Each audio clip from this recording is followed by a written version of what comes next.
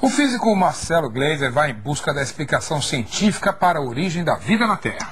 Será possível que os primeiros organismos vivos tenham chegado ao nosso planeta de carona num asteroide? A busca pela origem do universo é apenas uma das muitas dúvidas existenciais que já nos fizeram perder noites de sono. Se hoje aceitamos a teoria do Big Bang como a versão da ciência para o princípio de tudo, ainda esperamos por respostas para muitas outras perguntas. Uma das que mais tem intrigado cientistas ao longo dos tempos é o tema do capítulo de hoje.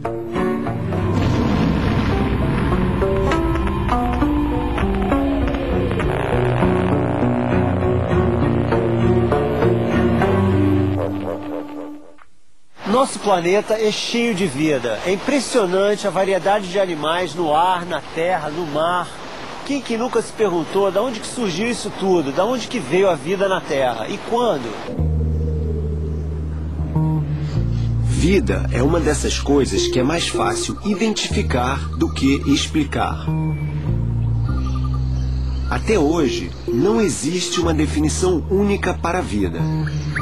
Mas sabemos que seres vivos interagem com o mundo à sua volta, absorvendo nutrientes e energia. Seres vivos crescem e se reproduzem. Ao se reproduzir, passam suas características de geração para geração. Características podem mudar acidentalmente. Essas mudanças são as mutações genéticas.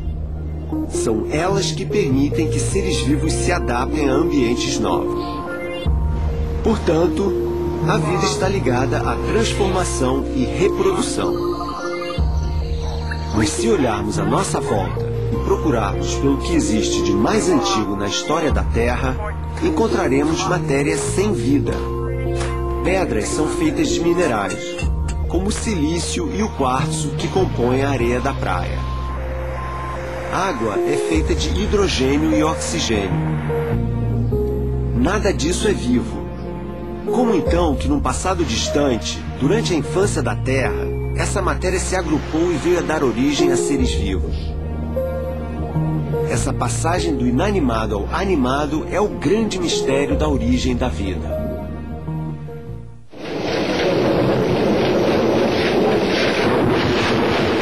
Frankenstein, clássico da literatura tantas vezes adaptado para o cinema, conta a história do médico louco que queria dar vida a um cadáver usando eletricidade. A ciência moderna mostrou que o Dr. Frankenstein não era tão louco assim.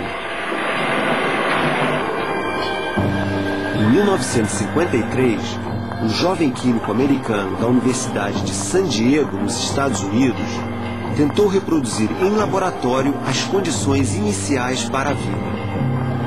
Ele juntou compostos químicos que se acreditava existir na Terra primitiva com um ingrediente fundamental: eletricidade. O cientista é Stanley Miller, hoje com 76 anos e muita dificuldade para falar por causa das sequelas de um derrame. E este é o laboratório em que ele entrou para a história da ciência.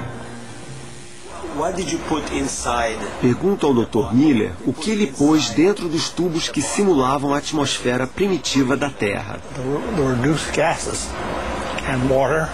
Ele me conta que misturou água, hidrogênio, amônia, gás metano e gás carbônico. Era o que existia em abundância nos primórdios do nosso planeta. Apenas matéria inorgânica. Stanley Miller imaginou um mundo primitivo com tempestades elétricas constantes. Por isso, aplicou uma corrente elétrica à sua mistura. Oh yeah, the spark.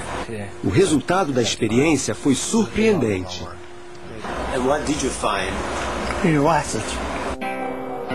A corrente elétrica fez com que os compostos se reagrupassem, dando origem a aminoácidos. Aminoácidos são compostos essenciais que existem em todos os seres vivos. 22 aminoácidos compõem a matéria-prima da vida, o código da vida, presente em cada célula de cada ser vivo, o DNA. Com essa experiência, Stanley Miller demonstrou que é possível no laboratório formar as moléculas que compõem todos os seres vivos. O químico inglês Leslie Orgel, do Instituto Salk, também em San Diego, é um dos maiores especialistas do mundo na origem da vida. Uma coisa que sabemos com razoável certeza, afirma ele, é que a idade da Terra é de cerca de 4,5 bilhões de anos. E que as primeiras formas de vida surgiram 1 bilhão de anos depois. Eram organismos primitivos não muito diferentes das bactérias que conhecemos hoje. A grande pergunta que ainda não conseguimos responder, diz ele, é como esses aminoácidos, as substâncias essenciais, conseguiram se agrupar em moléculas cada vez mais complexas e maiores, até chegar à vida. Para entender essa pergunta, pense nas letras do alfabeto. Se você apenas juntar letras, de qualquer maneira, uma depois da outra, dificilmente sai alguma palavra compreensível. Somente letras na ordem correta formam palavras com significados claros. Com a evolução biológica foi o mesmo.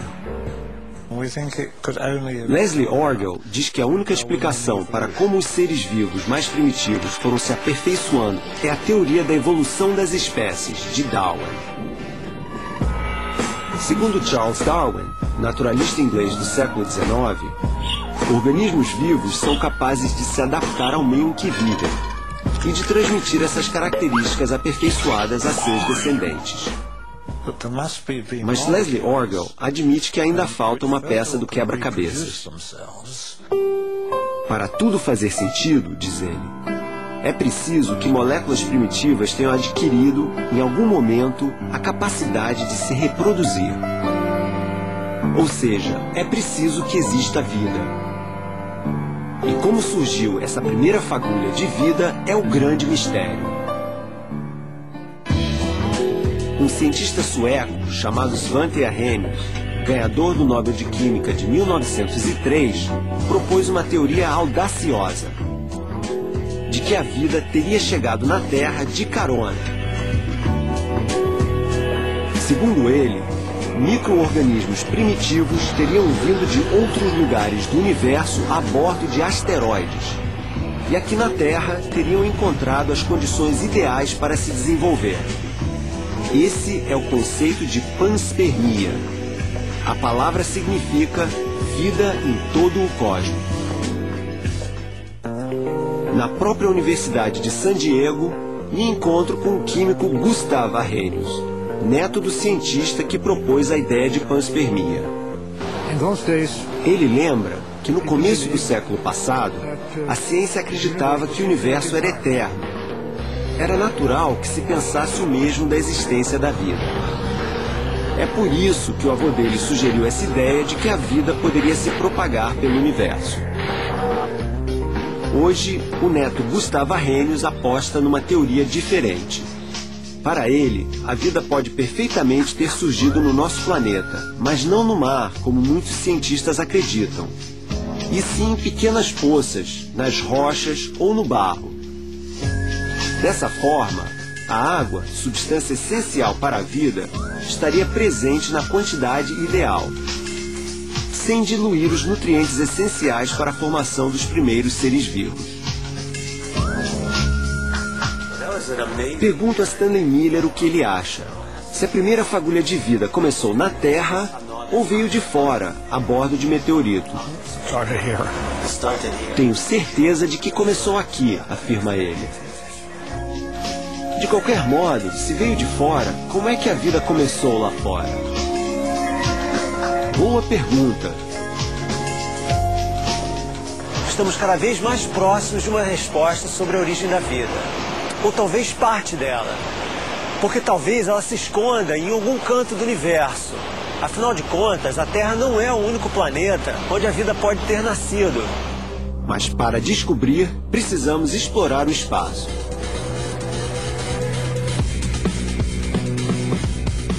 No próximo domingo, Vamos ao Havaí subir a montanha onde ficam os maiores telescópios da Terra. Aqui vamos conhecer os cientistas que estão descobrindo os limites do universo.